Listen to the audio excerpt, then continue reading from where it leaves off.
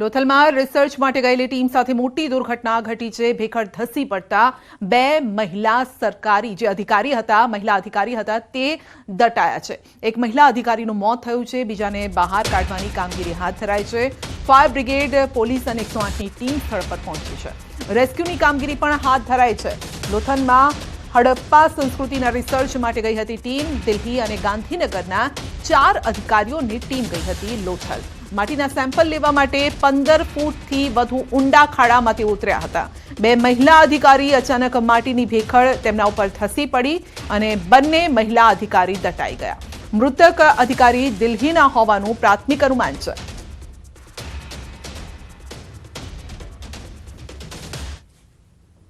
કે મારા વિસ્તારમાં આવતું લોથલમાં દિલ્હીથી આવેલી આઈટીઆઈની વિદ્યાર્થીનીઓમાંથી એ જૂનું લોથલ જે છે ત્યાં આગળ માટીના નમૂના લેવા માટે એ દીકરીઓ અંદર ખાડામાં ઉતર્યા હતા। એમાં કંઈક ભેખડ ઘસવાથી એક દીકરીનું કદાચ અવસાન થયું, સમાચાર પાકા નથી પણ છે, અને એક દીકરીને એને હોસ્પિટલમાં દાખલ કર્યા છે અને એકને બગોદરા પીએચસીમાં પીએમ માટે લઈ ગયા છે। અને હું તાત્કાલિક આ મિટિંગમાંથી નીકળી અને સીધો સ્થળ ઉપર જઉં છું। તો લોથલમાં રિસર્ચ માટે ગઈ હતી ટીમ અને જ્યાં ભેખડ ધસી પડી 15 ફૂટ ઊંડા ખાડામાં તેઓનું રિસર્ચ ચાલતું હતું અને તે સમયે જ ભેખડ ધસી પડી જેમાં એક મહિલા અધિકારીનું મોત થયું છે તે પ્રકારના સમાચાર છે અને તેઓ બીજા એક જે અધિકારી છે તેઓની સારવાર પણ ચાલી રહી છે। તો જેમનું મોત થયું છે તેઓ દિલ્હીથી આવ્યા હતા રિસર્ચ માટે તે પ્રકારની વિગતો પણ સામે આવી છે।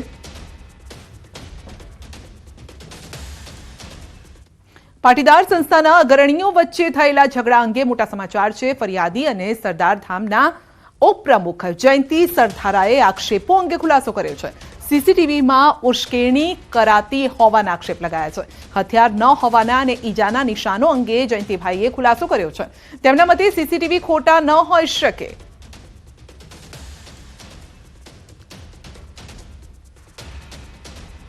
તો આ ઝઘડો વ્યક્તિગત છે કે પછી બીજી કંઈક બાબત છે તેને લઈને જ ચર્ચાઓનો દોર ચાલી રહ્યો છે। તો આ ઝઘડો વ્યક્તિગત છે, તેમાં સંસ્થાને કોઈ લેવા દેવા નથી તેવા ખોડલધામના પ્રવક્તાના નિવેદન પર સરદાર ધામના ઉપપ્રમુખે પણ પ્રતિક્રિયા આપી। જયંતિભાઈના મતે જે સાચો હોય તેનો સમાજે સાથ આપવો જોઈએ, ઉપરાંત સમાધાન માટે તેઓ હાલ પણ તૈયાર છે તેવો દાવો કરવામાં આવ્યો છે। તો પહેલા હુમલો કોણે કર્યો? કારણ કે અત્યાર સુધી એ પ્રકારની વિગતો સામે આવી હતી કે પીઆઈ દ્વારા હુમલો કરાયો છે, પરંતુ બીજા એક સીસીટીવી સામે આવ્યા જે આપ સ્ક્રીન પર પણ જોઈ શકો છો। તે જ્યાં ફંક્શન ચાલતું હતું ત્યાંના છે, એટલે કે ફંક્શનની અંદર આ ઝઘડો ચાલ્યો હતો અને જેમાં પીઆઈને લાત મારવામાં આવી હતી, તેમને ઉશ્કેરવામાં આવ્યા હતા અને ફેંટ પકડી લેવામાં આવી હતી। તે પ્રકારનું આ વિડીયોમાં દેખાય છે। એટલે શરૂઆત ઝઘડાની અંદરથી થઈ હોઈ શકે છે।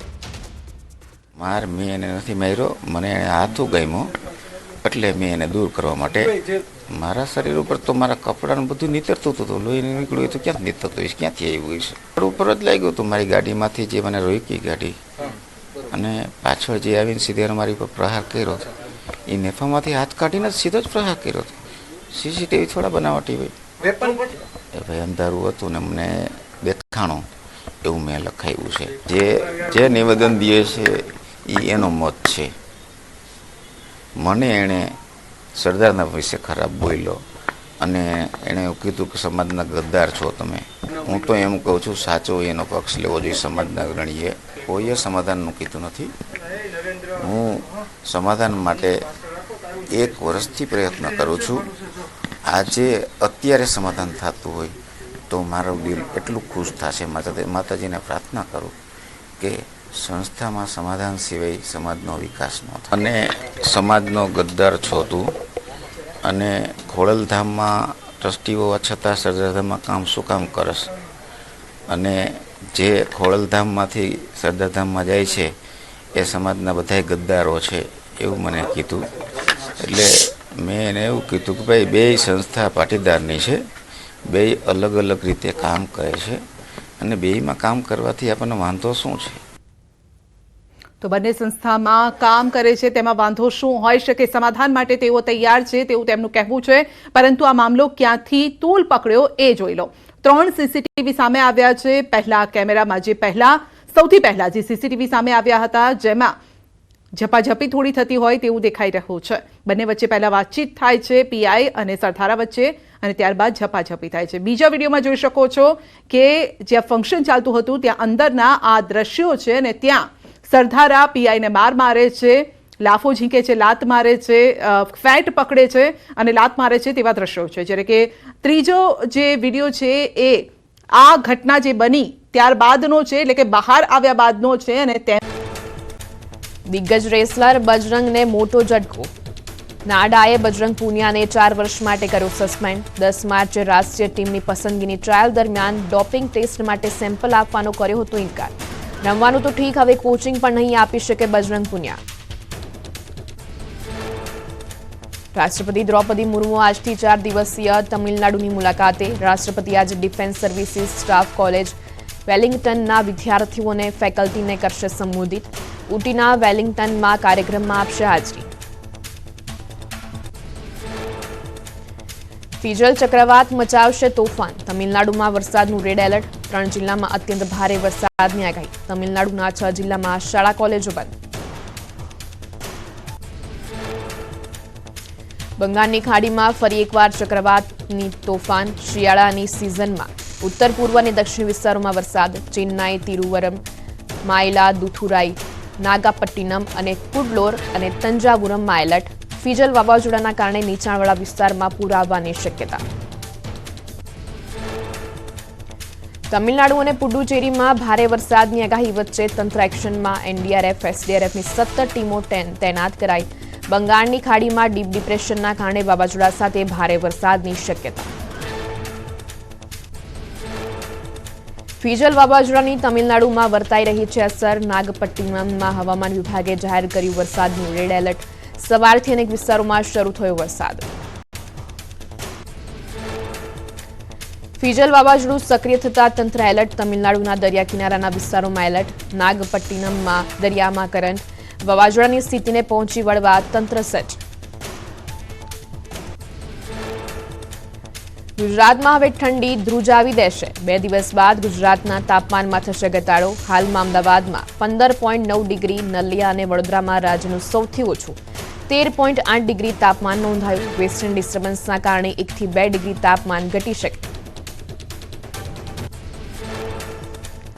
ધીરે ધીરે વધી રહ્યું છે ઠંડીનું જોર. આવતીકાલથી અમદાવાદમાં ઠંડીનો પારો જશે 15 ડિગ્રીથી નીચે. હવામાન વિભાગના જણાવ્યા મુજબ હિમાલયના બર્ફીલા પવનની અસરના કારણે વધશે ઠંડીનું પ્રમાણ.